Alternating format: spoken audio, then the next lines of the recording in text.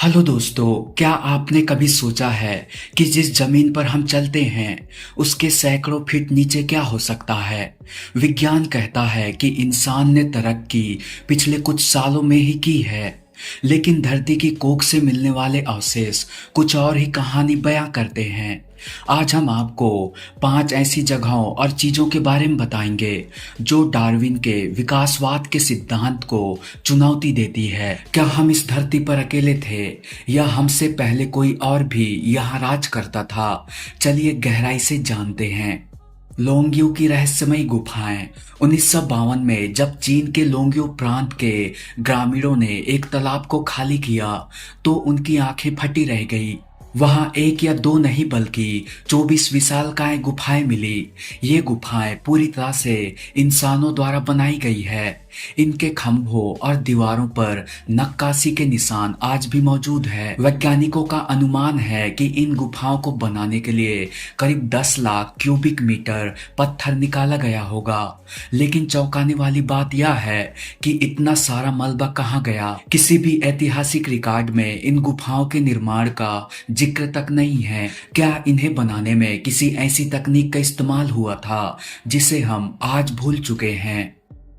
रहस्यमय विशाल अस्त्र। दुनिया भर के प्राचीन ग्रंथों में जायंट्स या दानव का जिक्र मिलता है।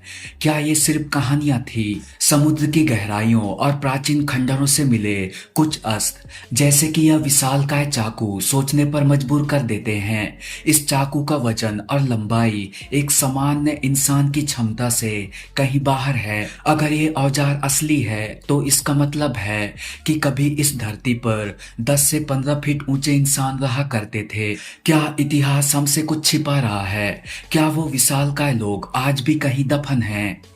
जमीन के नीचे छुपा एक पूरा साम्राज्य।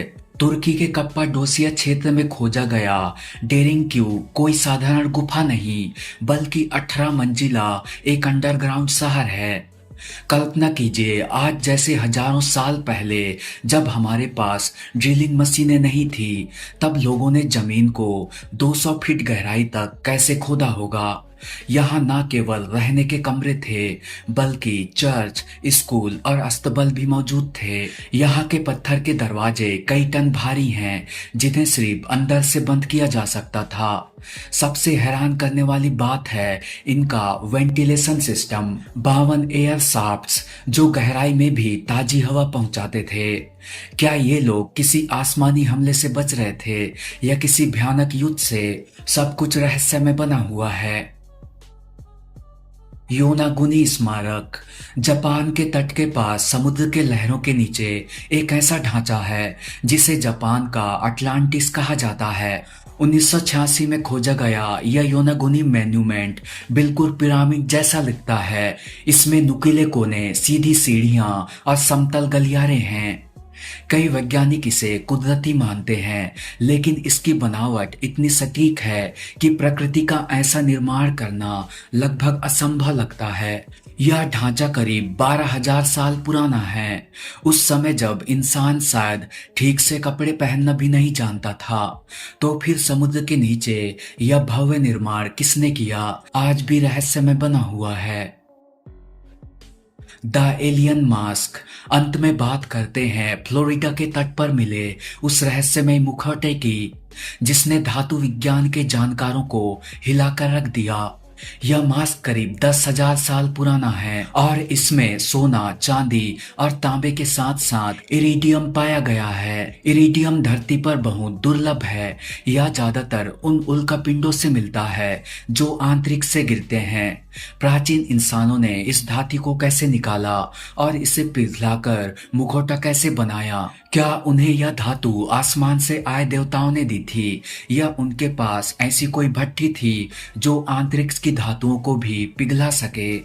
दोस्तों, ये सबूत चीख चीख कर कह रहे हैं कि हमारा इतिहास वैसा नहीं है जैसा हमें पढ़ाया गया है।